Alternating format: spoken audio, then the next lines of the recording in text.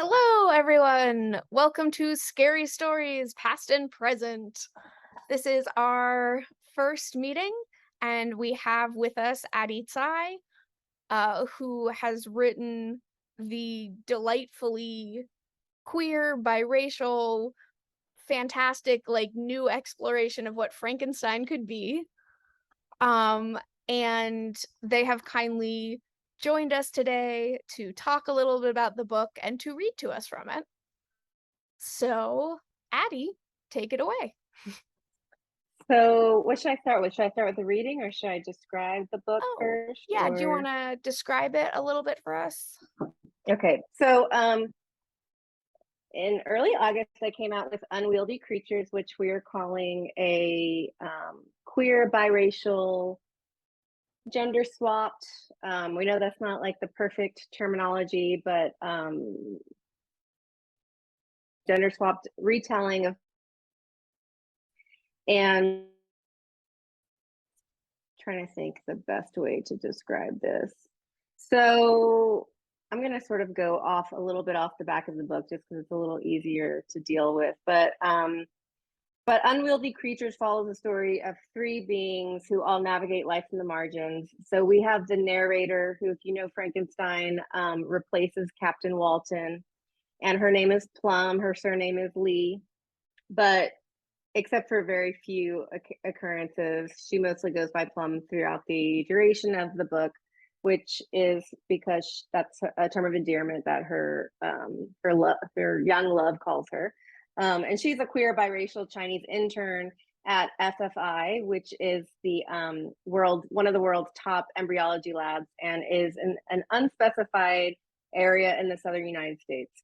And then we have Dr. Frank, who is also known as Z, and she is the one that runs FFI, runs this embryology lab, and she calls herself Dr. Frank after Frankenstein, and she is a biracial Indonesian queer scientist who compromises everything she claims to love in the name of science and ambition when she sets out to procreate or to reproduce without sperm or egg. And Dr. Frank's non-binary creation, who I will not name because you should read the book for that, who is painstakingly brought into the world and is abandoned due to complications at birth that result from a cruel twist of revenge. Huge spoiler, so I'm not going to tell you that either. So yeah, so this is the book crosses Indonesia, southern United States, and two different regions. One is named, one is West Texas, and one is not named, and also the United Kingdom, because Dr. Frank to learn reproductive science. So yeah, and should I just go ahead and start reading, or did you want to? Sure. I Okay. just wanted to mention, Oh yeah. yeah, I just wanted to mention that the library is in the process of ordering and getting Unwieldy Creatures. As always, COVID supply lines have made it an interesting challenge. But right now, if you have a Berkeley Public Library card, that means you have access to Link Plus, and Link Plus connects you to basically every other public library in California and a couple in Nevada. They already have the book, and so please check it out.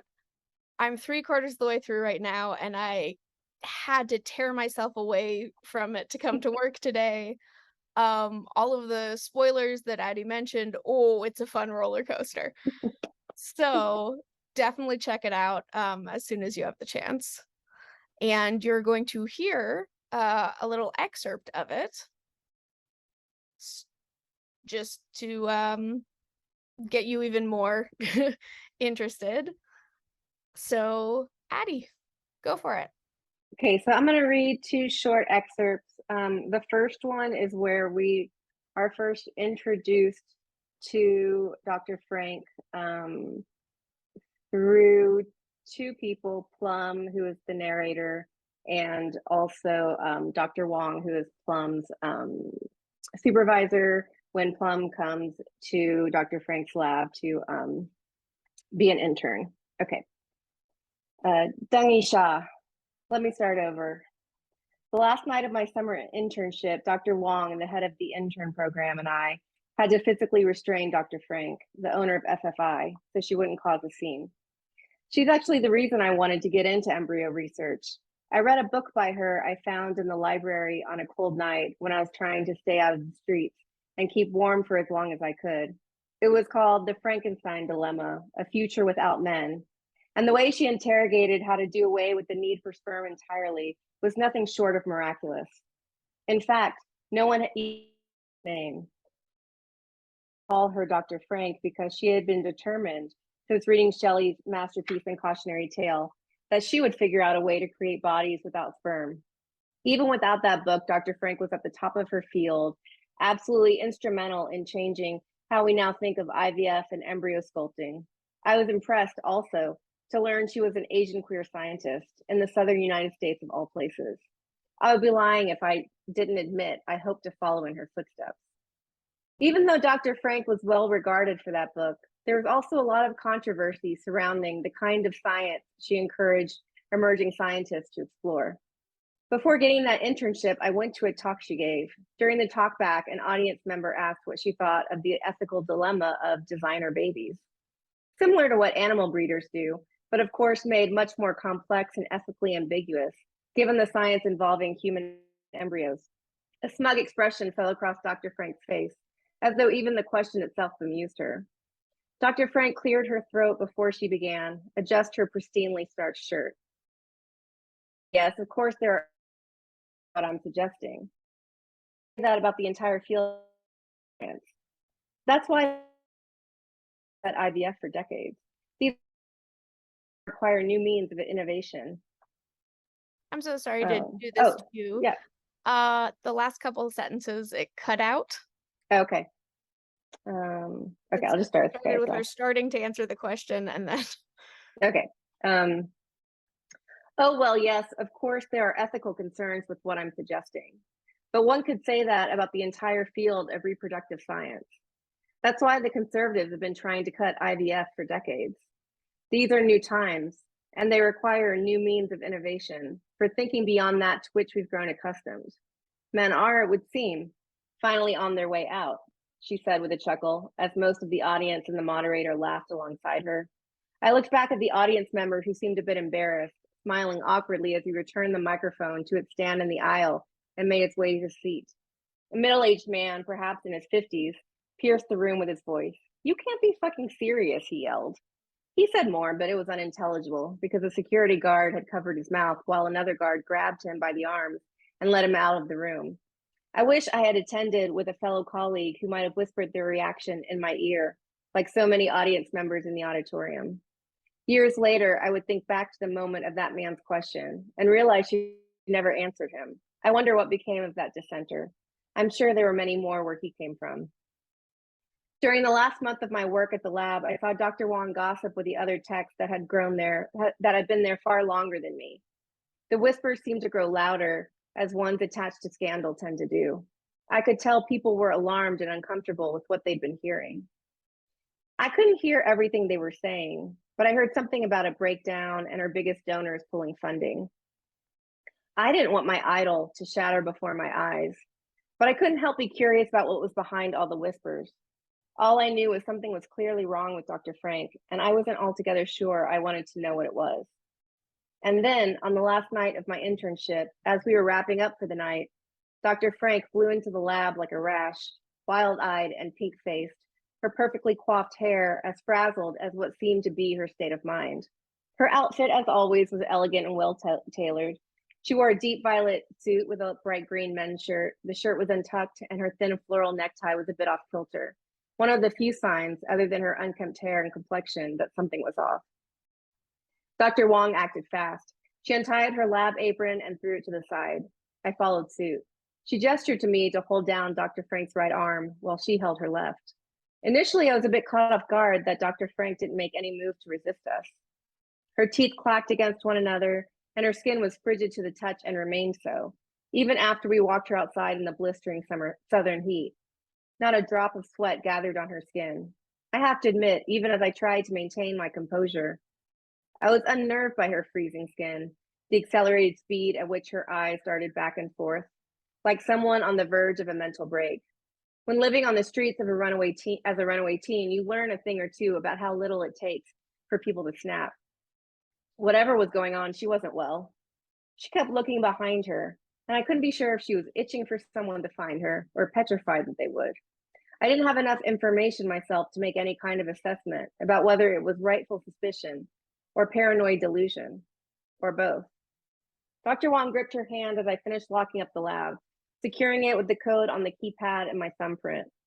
We walked her straight to the bathroom in the pub down the street, threw some cold water on her face, and wet her hair back. Dr. Wong took both Dr. Frank's hands into hers a bit awkwardly, as it was obvious their relationship hadn't yet earned this kind of intimacy. Breathe, Dr. Wong commanded, forcefully rubbing her fingers with Dr. Frank's. But you don't understand. I have to get out of here. It could be any. Dr. Frank began in a heightened, accelerated tone of voice. Listen to me, Dr. Wong started, then stopped. She walked over to each of the bathroom stalls, squatted to look underneath to ensure no stall was occupied. Look, I'm not saying I don't believe you. Everything I've heard, who knows what's true? But whatever you're referring to, it's not going to come in here, that's for sure. And out there, anywhere around the lab, people are talking. You're already losing donors because of the rumors. No one's going to give their money to a queer woman of color who might be going crazy in the South. You know this more than I do, okay? Dr. Frank didn't nod, but she didn't interrupt or protest. Dr. Wong continued. This is what I think we should do. How about you go home with Lee, the intern? She's wonderful, and I guarantee you have her utmost discretion. I'd take you with me, but I have a kid and a partner at home. Let's get a bite to eat first, because I think food might calm you down a bit, and also so as not to arouse suspicion. Then Lee will take you to her apartment where you can get some rest, and we can discuss everything else in due time. I doubt whoever is following you will know to look for you there. Dr. Frank's breathing had slightly slowed by this point. She took her hands away from Dr. Wong's and placed her left in her suit coat pocket, as always, while the other smoothed down her wet hair. She nodded. Dr. Wong, very much in charge, led us out of the bathroom. Dr. Wong was right. If she'd stayed in the lab in that state, a tech or a janitor would most likely have reported her. Who knows where she would have ended up? Maybe they would have called the police, had her arrested, or even institutionalized. A great mind like hers? What a fucking tragedy that would be. Like Claudel sequestered just as she hit her prime. Not on my watch. At least, not if there was anything I could do about it. Dr. Wong tried to normalize things at dinner. She introduced us, told Dr. Frank about the work I had been doing. Over a comforting meal of burgers and ciders, her brown face began to recede back to its normal shade, and her chestnut brown hair, just a touch or two lighter than mine, resumed its usual relaxed position as it gradually dried and fell away from her face. But she still didn't utter a single word. After dinner, we caravanned in 2 cars to my apartment. The lab had furnished me with a generous stipend that allowed for comfortable housing. I'd already paid through the next month, since I was still debating my next move, and honestly, hanging around the hopes FFI would take me on in a more permanent capacity. And so it was that I took care of Dr. Frank, my superior and my idol, for the next few days as she slept on my pull-out sofa. I tried to offer her my bed, but she refused with a vigorous shake of her head. I fed her xiaolong bao and yurumen I'd picked up earlier that day from a local dumpling house, and offered her constant water and cocooned her in blankets in hopes it would ease the chill determined to rest in her bones. At times, I inquired about Dr. Frank's level of comfort, or if she had finished a mug of tea or a bowl of soup I'd offered her. She just nodded or shook her head accordingly. After a few days, the initial wildness in her fell away little by little, and she finally began to look like the version of her I was most familiar with from afar, on those rare occasions when she would breathe through the lab with prospective donors or from the many videos I watched of the talks she gave around the world. The warmth returned to her cheeks. After asking for her permission, I touched her skin to check for a fever or prolonged chills. I was pleased its temperature no longer made me recoil inwardly in shock. On the 5th day, she finally spoke for the first time since Dr. Wong had silenced her panic-stricken cries. I was so eager to talk to her, but also somewhat hesitant to ask what it was that had transformed her into such a frenzied, distressed creature, that initially I only viewed her from my own obsessively inquisitive lens. After all, this was my chance to ask the person I admired most in the world anything I wanted. When would I get that exposure to an expert like Dr. Frank again? I asked about her research, and she seemed relieved by the opportunity to speak about it. After so many days of absolute silence, I was struck by the smooth eloquence with which she spoke, and moved by how forthcoming she was with her ideas and research. what led her to her field of study, how she developed her game-changing hypothesis. I, on the other hand, became so starstruck I could barely get words out fast enough as I tried to shove 50 words at once out of my awkwardly small mouth. Inadvertently, my sentences were accompanied by an agitated stutter. Sigh. She smiled gracefully as I stumbled over myself in excitement and fervor, responding as though I were her colleague and not an awkward fan geeking out. It felt like a dream come true, and yet at times it felt selfish and narcissistic to only consider what knowledge I could gain from someone so clearly in pain. She asked me about my own studies, and even though Dr. Wong had told her all of this when we first met, I didn't mind refreshing her memory. She seemed particularly intrigued by my being a runaway teen, an aspect of my story not even Dr. Wong knew, and one I didn't anticipate revealing so quickly. She was very curious to hear how I transitioned from the streets to such a prestigious position. I could tell it sparked something in her that related to whatever she currently grappled with, but I tried not to pry. Eventually, though, leaning towards me with an elbow on each knee, Dr. Frank forced my hand. You've been very sweet not to meddle in my affairs, especially given how generous you were to offer your wonderful home as my hiding place. But I can tell you're dying to know what's behind my peculiar behavior and exactly what I'm hiding from. I'm no fool. I know everyone in the lab is talking about me. Scientists try to act above such pettiness, but they gossip just as much as the next person. Maybe even more, she smiled, looking directly into my eyes with a candor I hadn't seen her express thus far, and gave me a little wink. The wind I held tight inside me collapsed as though I'd been holding my breath for days. I cleared my throat, unsure of how to respond. Yeah, well, I mean, of course I've heard little whispers here and there, but I try just to focus on my work and move on. But please, if you want to talk about what's going on for you, I'm happy to listen. I placed my hand on her knee in a somewhat forced attempt to offer compassion instead of voyeurism. She smiled. I do want to tell you my story, if for nothing more than to warn you, for I feel there is something in our stories, what I can intimate of yours anyway, that unites each to each. Maybe the only good that can come of what happened to me is its potential to help another like you. I can see that dangerous twinkle in your eye already. It would mean something to me if I could at least save a fellow scientist, an inquisitive mind like yours, from a future of torment. I giggled out of recognition. This is no laughing matter, but oh, I remember what it was to be you, so young, headstrong, the world at your fingers. You don't know what I mean yet, but I think you'll see once I tell you all there. I was puzzled by her introduction to what she was trying to tell me. It was ominous, but like she said, I was young, naive, and too full of the elixir of ambition to even guess what she was hinting at. Now it was her turn to reach towards me. Her eyes returned to a bit of their earlier wildness as she tried to implore me to receive what she would divulge. I also felt that with the intensity of her gaze, she was testing me as well, trying to see if I could handle it. I did my best to return her gaze, but I was so enthralled by her that it was hard to focus once I felt the skin of her hand. A soft tingle of electricity shot up my arm, but I tried to appear as nonchalant and earnest as possible. I couldn't help but want it to mean something, that I was special enough to be touched, that only I was privileged enough to hear her story. After Ma, after Ba, after Ko, it was hard not to find myself drawn to her, if only because someone as important as she seemed drawn to me. It didn't occur to me not to get ahead of myself, to even wait to hear what she had to tell me before riding that train of hope and anticipation. I knew what I wanted it to mean. Rookie mistake. Dr. Frank excused herself and left the room. My heart dropped to my stomach as I assumed I had ruined everything with my insecurities and pride, my one chance to connect with my idol. Before I could sink too far into my own self-shaming, she returned with an old tape recorder and a box of unused cassettes, still protected in their shrink wrap. I want to tell you the entire story. If anything happens to me, promise me that you will share my story with the world. I nodded solemnly. That's when she began to tell me what happened to her, a story so akin to my own, and yet which took turns so frighteningly separate that I feel I've no recourse but to share it. Besides, there's no way to tell my story without telling hers too, just as she did all those years ago. Now I too feel compelled to share it in hopes it will keep others from the choices that took me down my own foreboding path. Perhaps communication with another is the only thing we have to keep us from the darker depths of fate. Okay, and I'm just going to read one other short excerpt.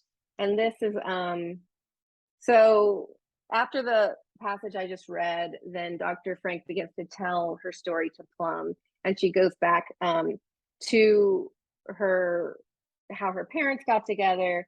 And then after her parents get married, they move to West Texas. And then she starts telling the story of how she first starts to fall in love with science. So I'm going to read this very particular moment where she has an outing and she starts to really understand what leads her to reproductive science. The only thing you need to know is Ezra replaces Elizabeth and is her adoptive brother.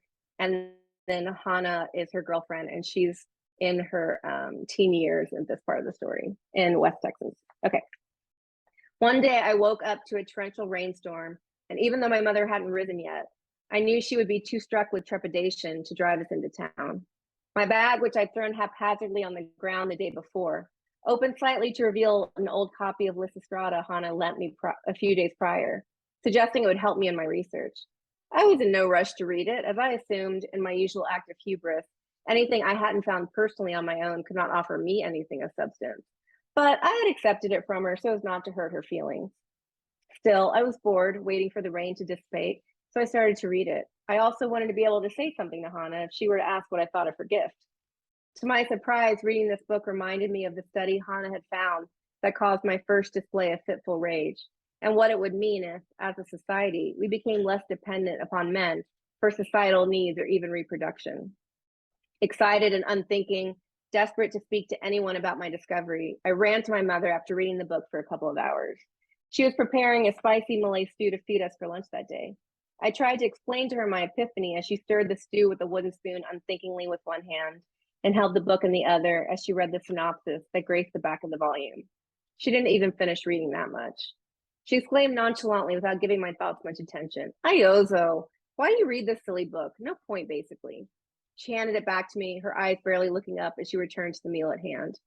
Her reaction annoyed me. I was eager to find someone to talk out these exciting ideas with, and there was no way to call Hannah without my mother or Ezra overhearing and asking questions. In a moment of vulnerability and intellectual fervor, I tried to reach out to Ezra. "Ezzy, look," I said, calling him by my old pet name for him without thinking. I could tell he wasn't amused, but nothing could have stopped me at that moment. "I prefer Ezra, please," he stated without looking up at me, and continued to read a book my father asked him to write a report on by the end of that weekend. "Have you read this play? I wonder what it would be like not to depend on men the way we always have. What if in the future one could even have children without men entirely?" I blurted out, as though he were the old Ezra, the one I had spent all my childhood days with. It was a foolish mistake. "Are you kidding? I often wonder who is filling your head with these ideas, where you get these books from. Men will always matter. You'll see." With that, Ezra went back to his book without a second's glance back at me. I was incensed and devastated that there was no one with whom I could share my ideas when I was finally ready, that the two people I thought had been mine to cherish and love my whole life were slipping like sand between my fingers. "What happened to you? You used to be my light. I don't know who or what you are now." "Well, maybe it's time you stopped treating me like one of your childhood dolls," Ezra yawned, jotting down a note in his book. I stormed off and stewed in my room for days. No one noticed or seemed to care. My mother left dinner trays for me outside my bedroom door. Eventually, loneliness and boredom got the best of me, and life proceeded as normal. If my mother or even Ezra had offered a space for me to work out the ideas beginning to percolate in me after reading Aristophanes' satire, then perhaps she would have expressed a deeper concern that day in the kitchen, and we would not be here now, you and I, speaking of how my ideas ultimately led to my ruin. Instead, it only assured me that the people surrounding me were either not confident in my own abilities to surpass the innovations already performed by men, or disinterested in the kind of immersion in ideas I had already decided to devote my life to. There would no longer be anyone I could share these ideas with. It was around this time that, aside from Hannah, I would develop an admittedly troubling habit of easily and promptly casting aside anyone I found no longer of use to me. My family and the small town in which we lived had exceeded their usefulness. It was time to move on. But as I attempted to make plans for the future, time went on and my connection with Hannah deepened over the succeeding months, even continuing back in the city during the school year. Hannah and I had to rely on other forms of communication to share our ideas and curiosities, and at times tender moments of desire for one another, surreptitiously. Although I greatly missed her during these periods, I must admit it was freeing to be able to focus more on my work without the constant distraction of Hannah, of erotic needs, of making time. There is nothing keeping me from my higher purpose, from what I felt had been my destiny since birth. Still, we continued to explore the ideas of other minds from afar and began reading novels and critical texts that explored the dangerous power of men and other feminist ideals. We dug deep into Atwood and Butler, Wollstonecraft and Lord, Rich and Carter. These writers imbued me with an ambition to reach for a pursuit deeper than that of a reader of giants and a potential future theorist in our little excitable pair.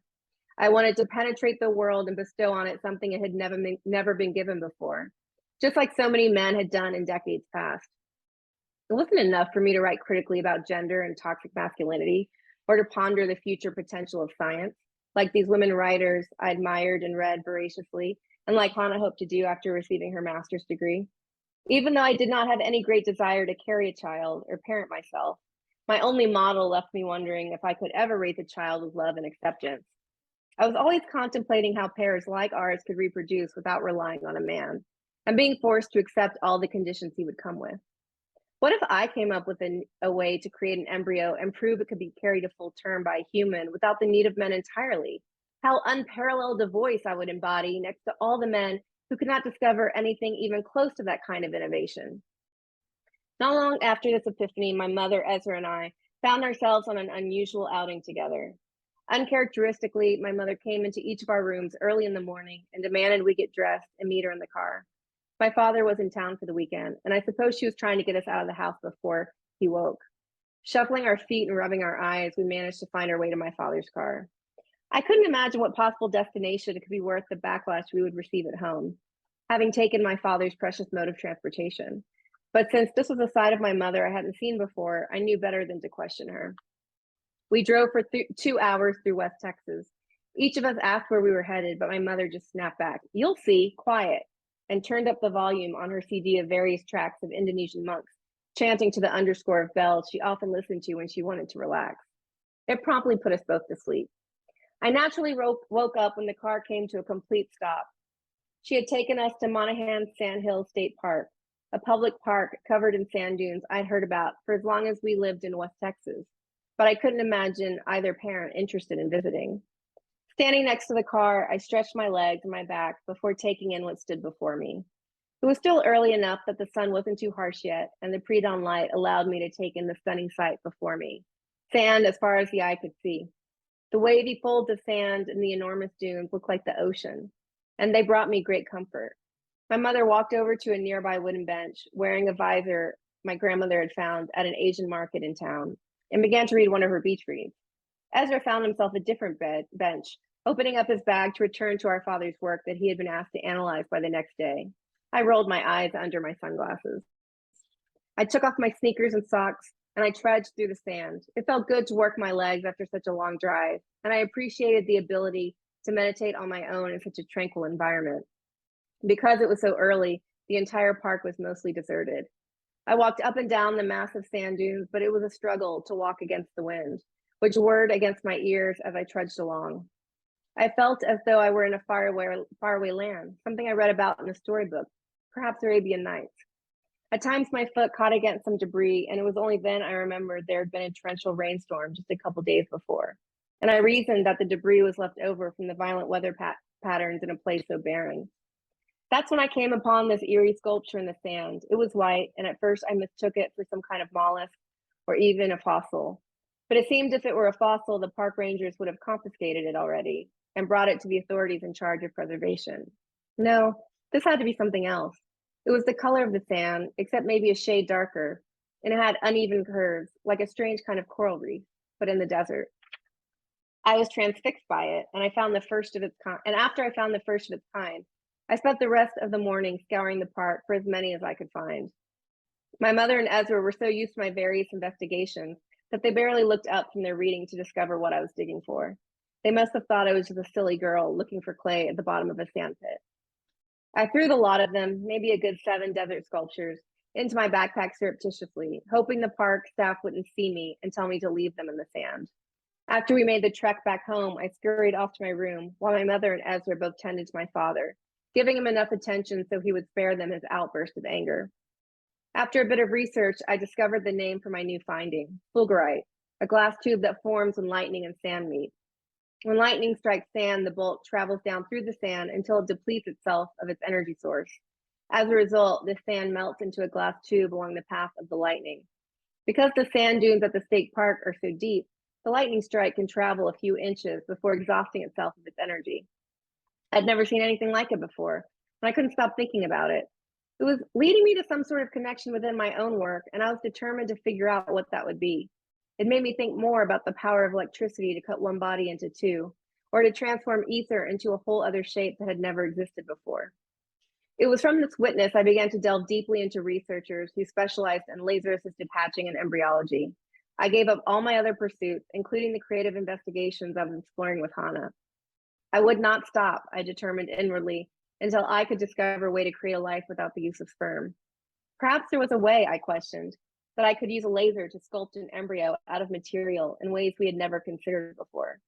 When I look back, I can see it now, this young, excitable new mind, desperately endeavoring to make a name for herself without thinking about the obstacles that prevented other minds from likewise discoveries.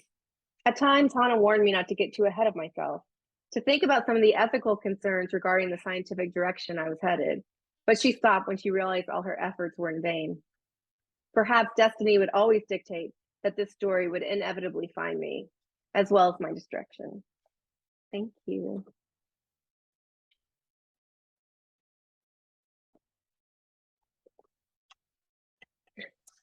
Thank you so much. God, it's so wonderful hearing it read aloud.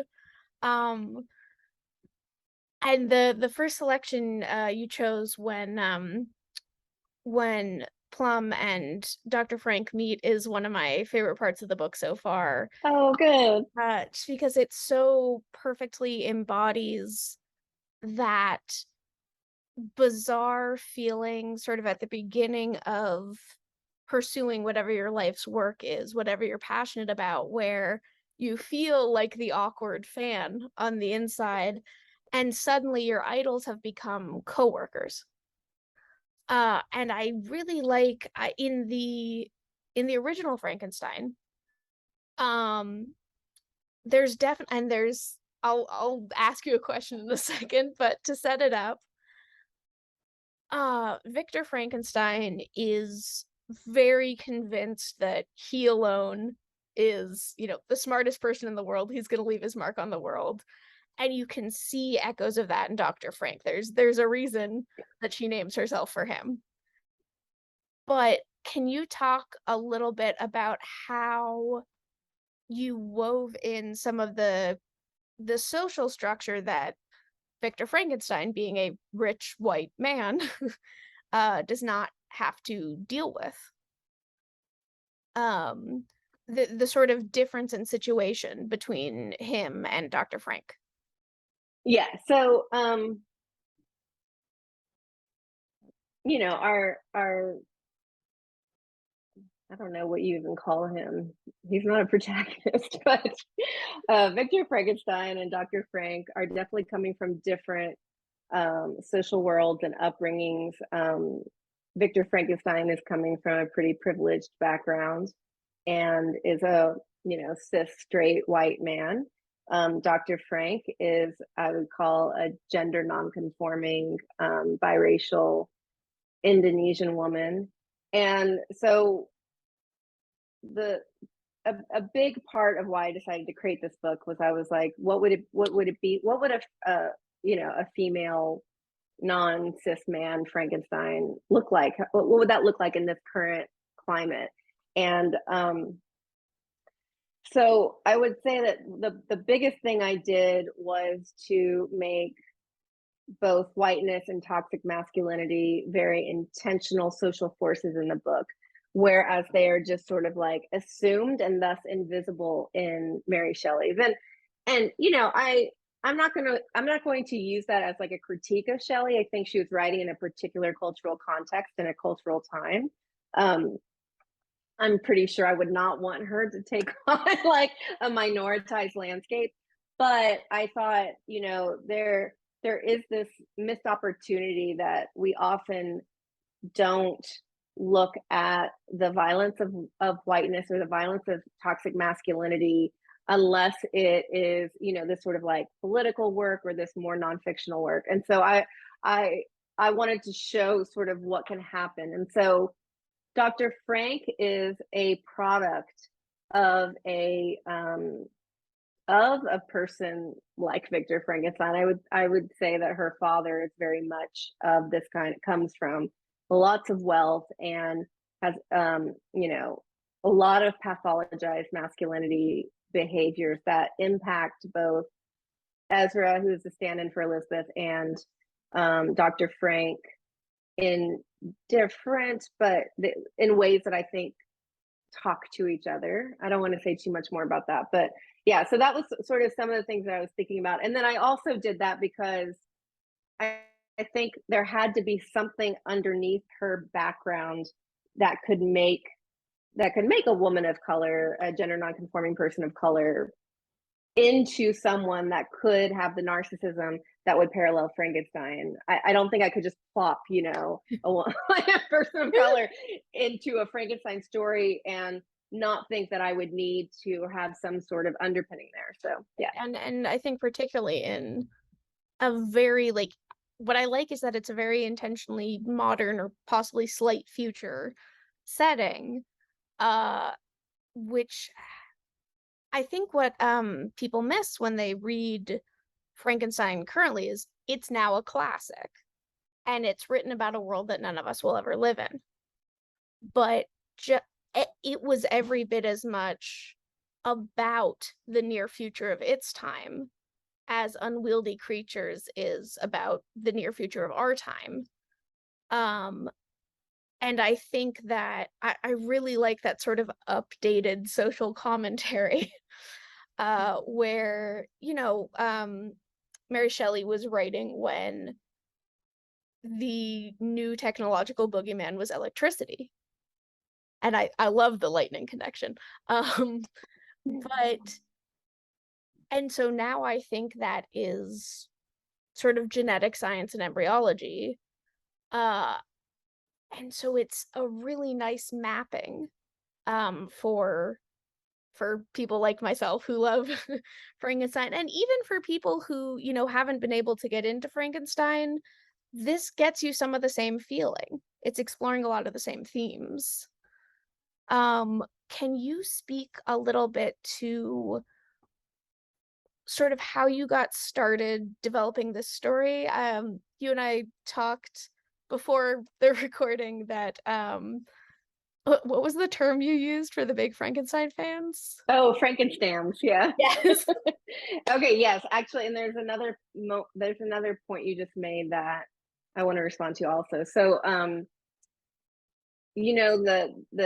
the real reason I decided to write this right now, well, so I started in the summer of 2019. So, there were a couple things that were sort of going on.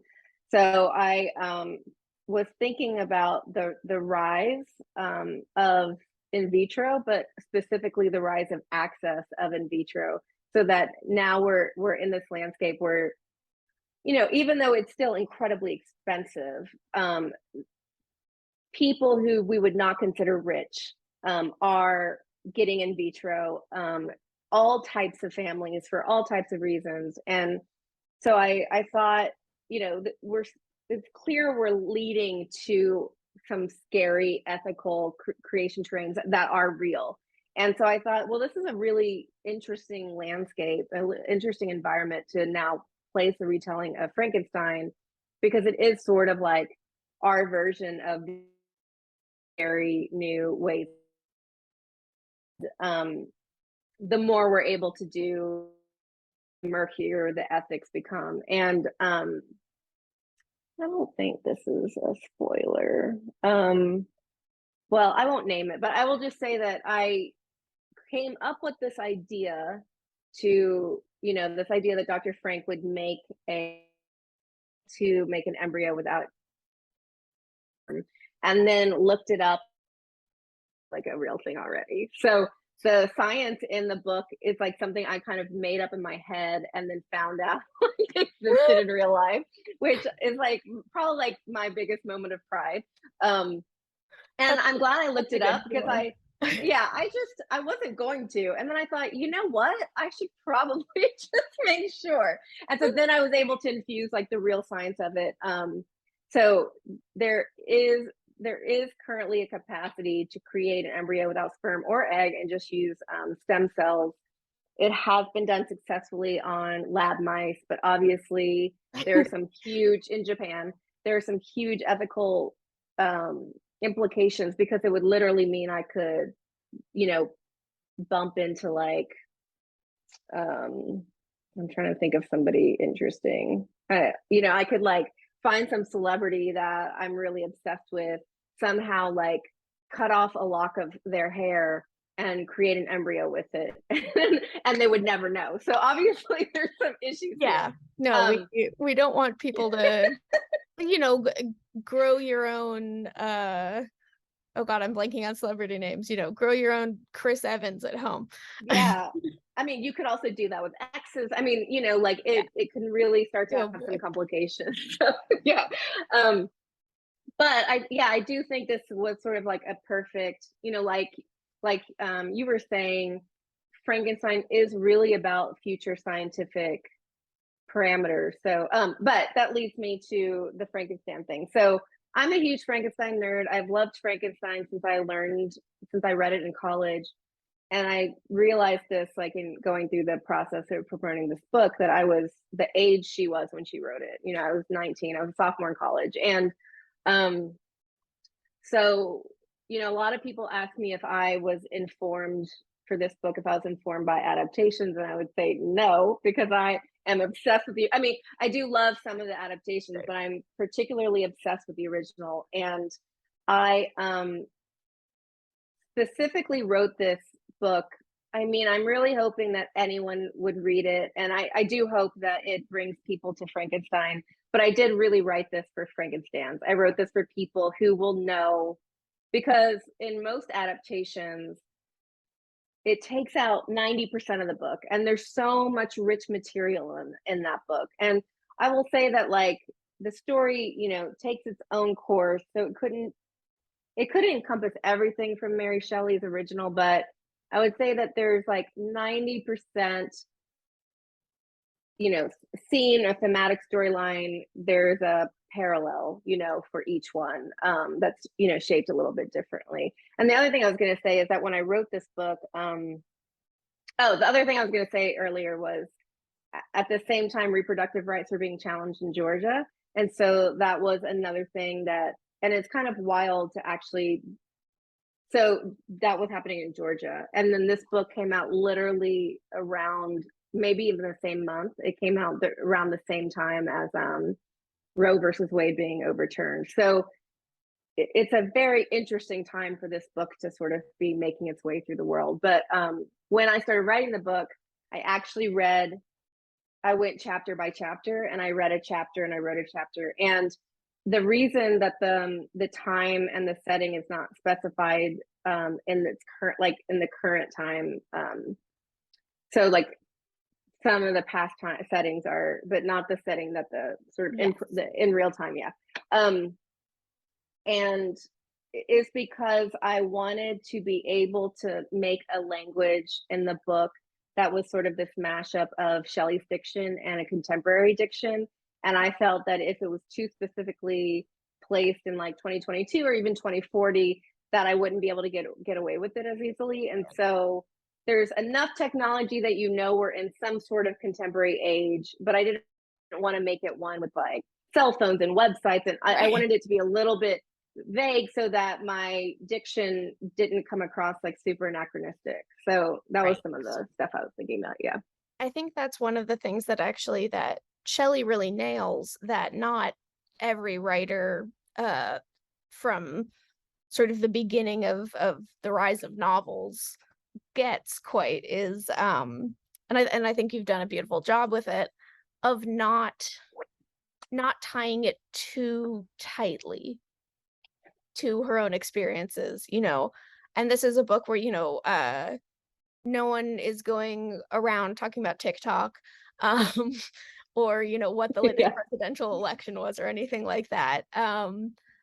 In the original Frankenstein, correct me if I've wrong. I'm a little late for my like biannual rereading. Um, there are dates on the letters. There are. Yes. Um, but yeah, but those dates are all set after the book came out.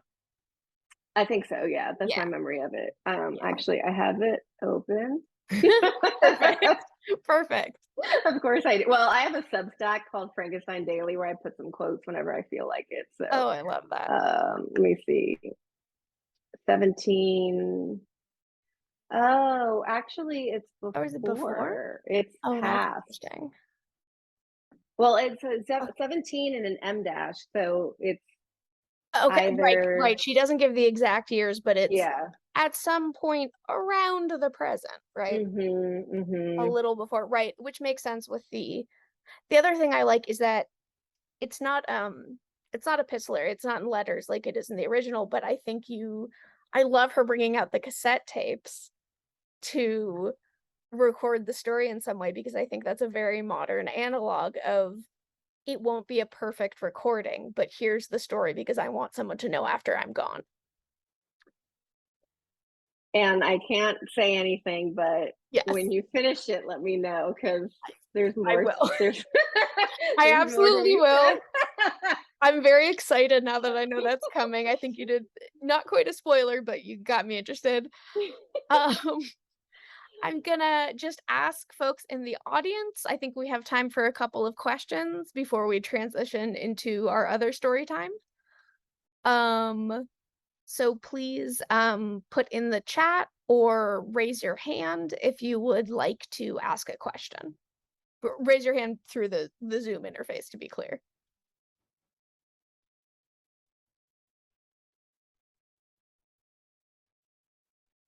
I'm gonna give everyone a moment to type, so apologies to those watching the recorded version. There'll be a minute of dead air.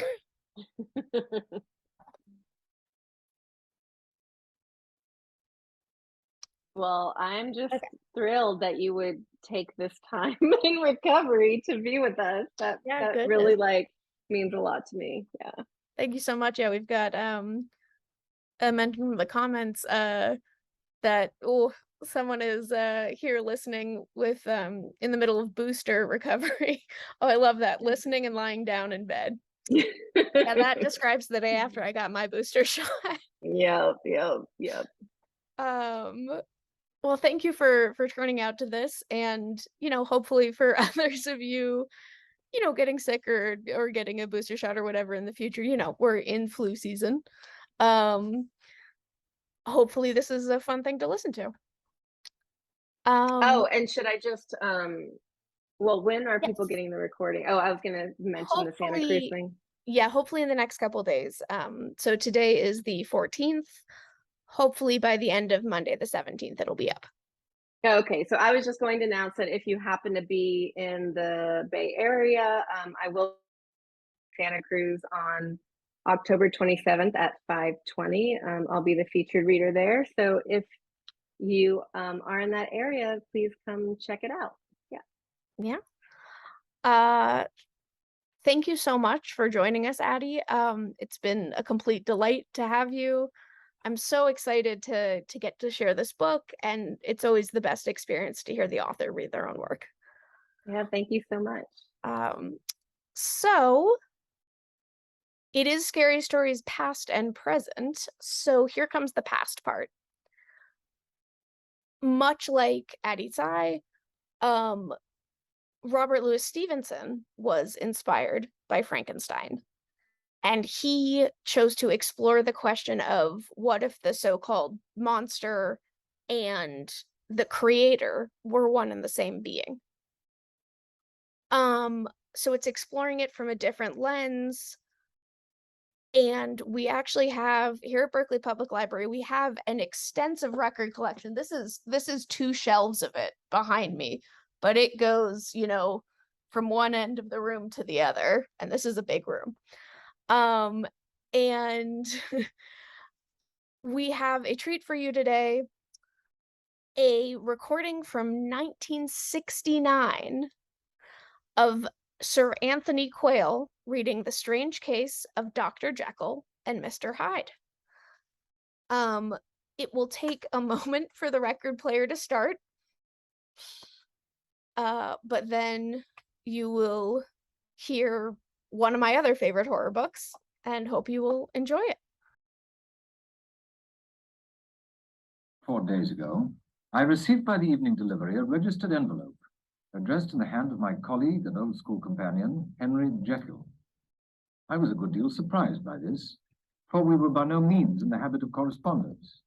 I had seen the man, dined with him indeed, the night before, and I could imagine nothing in our intercourse that should justify the formality of registration.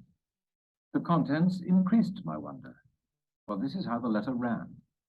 10th December, 1876. Dear Lanyon, you are one of my oldest friends, and although we may have differed at times on scientific questions, I cannot remember, at least on my side, any break in our affection. There was never a day when if you had said to me, Jekyll, my life, my honor, my reason depend upon you, I would not have sacrificed my fortune or my left hand to help you. Lanyon, my life, my honor, my reason are all at your mercy. If you fail me tonight, I am lost. You might suppose after this preface that I'm going to ask you for something dishonorable to grant. Judge for yourself. I want you to postpone all other engagements for tonight. Even if you were summoned to the bedside of an emperor, to take a cab, unless your carriage should be actually at the door, and with this letter in your hand for consultation, to drive straight to my house. Poole, my butler, has his orders. You will find him waiting your arrival with a locksmith. The door of my cabinet is then to be forced, and you are to go in alone. To open the glazed press, letter E, on the left hand, breaking the lock if it be shut, and to draw out, with all its contents as they stand, the fourth drawer from the top, or, which is the same thing, the third from the bottom. In my extreme distress of mind, I have a morbid fear of misdirecting you. But even if I am in error, you may know the right drawer by its contents, some powders, a file, and a paper book. This drawer I beg of you to carry back with you to Cavendish Square exactly as it stands. That is the first part of the service. Now for the second. You should be back, if you set out at once on the receipt of this, long before midnight. But I will leave you that amount of margin, not only in the fear of one of those obstacles that can neither be prevented nor foreseen, but because an hour when your servants are in bed is to be preferred for what will then remain to do. At midnight, then, I have to ask you to be alone in your consulting room, to admit with your own hand into the house a man who will present himself in my name, and to place in his hands the drawer that you will have brought with you from my cabinet. Then you will have played your part and earned my gratitude completely. 5 minutes afterwards, if you insist upon an explanation, you will have understood that these arrangements are of capital importance, and that by the neglect of one of them, fantastic as they must appear, you might have charged your conscience with my death or the shipwreck of my reason. Confident as I am that you will not trifle with this appeal, my heart sinks and my hand trembles at the bare thought of such a possibility. Think of me at this hour, in a strange place, laboring under a blackness of distress that no fancy can exaggerate, and yet well aware that if you will but punctually serve me, my troubles will roll away like a story that is told.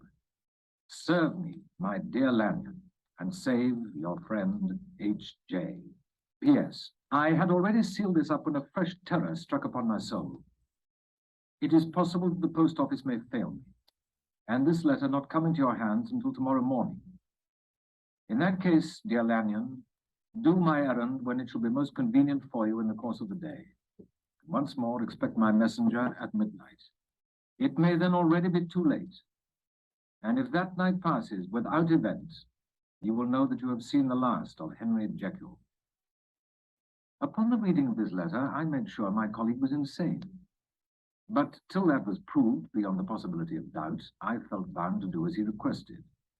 The less I understood of this farrago, the less I was in a position to judge of its importance, and an appeal so worded could not be set aside without a grave responsibility.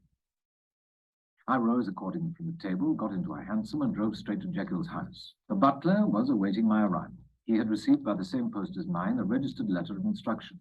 and had sent at once for a locksmith and a carpenter. The trade, and we moved in the body to old, from which, as you are doubtlessly aware, Jekyll's private cabinet is most conveniently entered. The door was very strong, the lock excellent. The carpenter avowed he would have great trouble and have to do much damage if force were to be used. And the locksmith was near despair. But this last was a handy fellow, and after 2 hours' work, the door stood open. The press marked E was unlocked, and I took out the drawer, had it filled up with straw and tied in a sheet, and returned with it to Cavendish Square. Here I proceeded to examine its contents. The powders were neatly enough made up, but not with the nicety of the dispensing chemist, so that it was plain they were of Jekyll's private manufacture. And when I opened one of the wrappers, I found what seemed to me a simple crystalline salt of a white color. The phial, to which I next turned my attention, might have been about half full of a blood-red liquor, which was highly pungent to the sense of smell, and seemed to me to contain phosphorus and some volatile ether. At the other ingredients I could make no guess.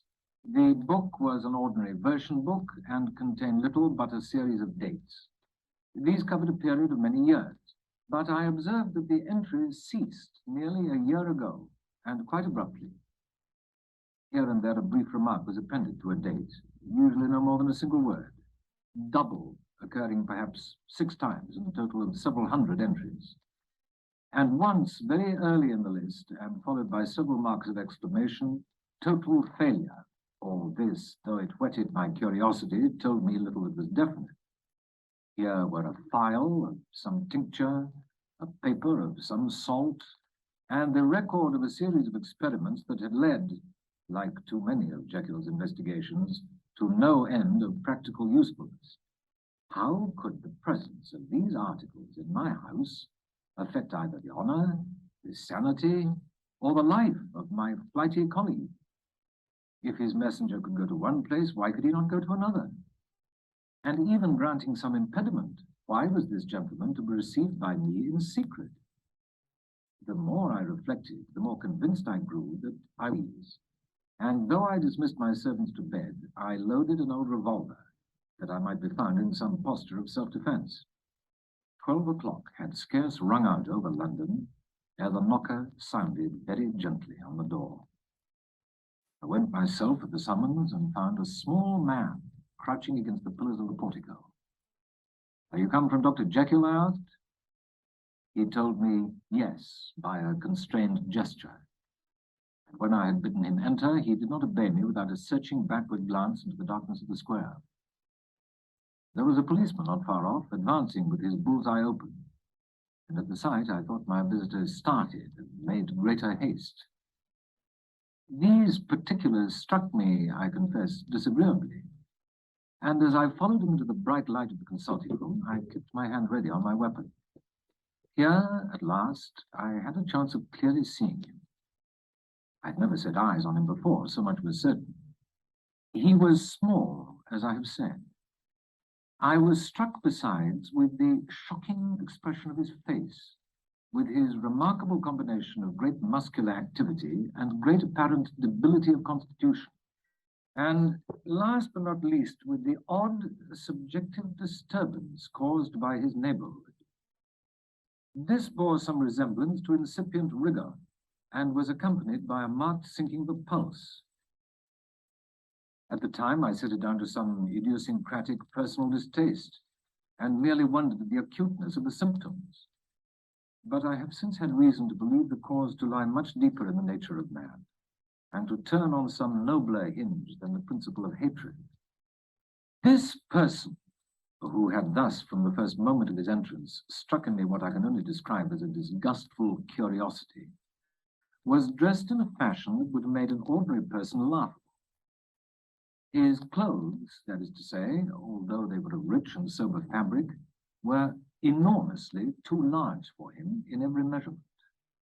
The trousers hanging on his legs and rolled up to keep them from the ground, the waist of the coat below his haunches, and the collar sprawling wide upon his shoulders. Strange to relate, this ludicrous accoutrement was far from moving me to laughter.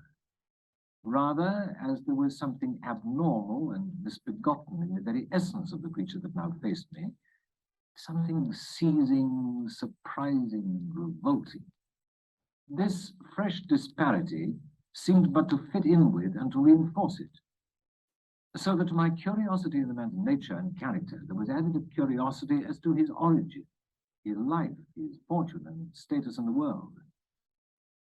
These observations, though they've taken so great a space to be set down in, were yet the work of a few seconds. My visitor was indeed on fire with somber excitement. "Have you got it?" he cried. "Have you got it?" And so lively was his impatience that he even laid his hand upon my arm and sought to shake me. I put him back, conscious at his touch of a certain icy pang along my blood. "Come, sir," said I, "you forget that I have not yet the pleasure of your acquaintance. Be seated, if you please." And I showed him an example, and sat down myself in my customary seat, and with as fair an imitation of my ordinary manner to a patient as the lateness of the hour, the nature of my preoccupations, and the horror I had of my visitor would suffer me to muster. "Beg your pardon, Dr. Lanyon," he replied, civilly enough. "What you say is very well founded, and my impatience has shown its heels to my politeness. I come here at the instance of your colleague, Dr. Henry Jekyll, on a piece of business of some moment, and I understand." He paused and put his hand to his throat, and I could see, in spite of his collected manner, that he was wrestling against the approaches of the hysteria. I understood a draw. But here I took pity on my visitor's suspense, and some, perhaps, on my own growing curiosity. "There it is, sir," said I, pointing to the drawer where it lay on the floor behind a table, and still covered with a sheet. He sprang to it, and then paused, and laid his hand upon his heart. I could hear his teeth grate with a convulsive action of his jaws, and his face was so ghastly to see that I grew alarmed both for his life and reason. "Compose yourself," said I.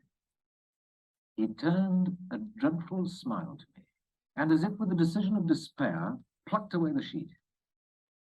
At sight of the contents, he uttered one loud sob of such immense relief that I sat petrified. The next moment, in a voice that was already fairly well under control, "Have you a graduated glass?" he asked. I rose from my place with something of an effort and gave him what he asked. He thanked me with a smiling nod, measured out a few minims of the red tincture, and added one of the powders. The mixture, which was at first of a reddish hue, began, in proportion as the crystals melted, to brighten in color, to effervesce audibly, and to throw off small fumes of vapor. Suddenly, and at the same moment, the ebullition ceased, and the compound changed to a dark purple, which faded again more slowly to a watery green.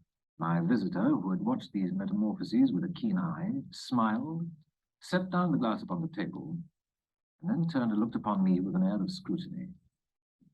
"And now," said he, "to settle what remains.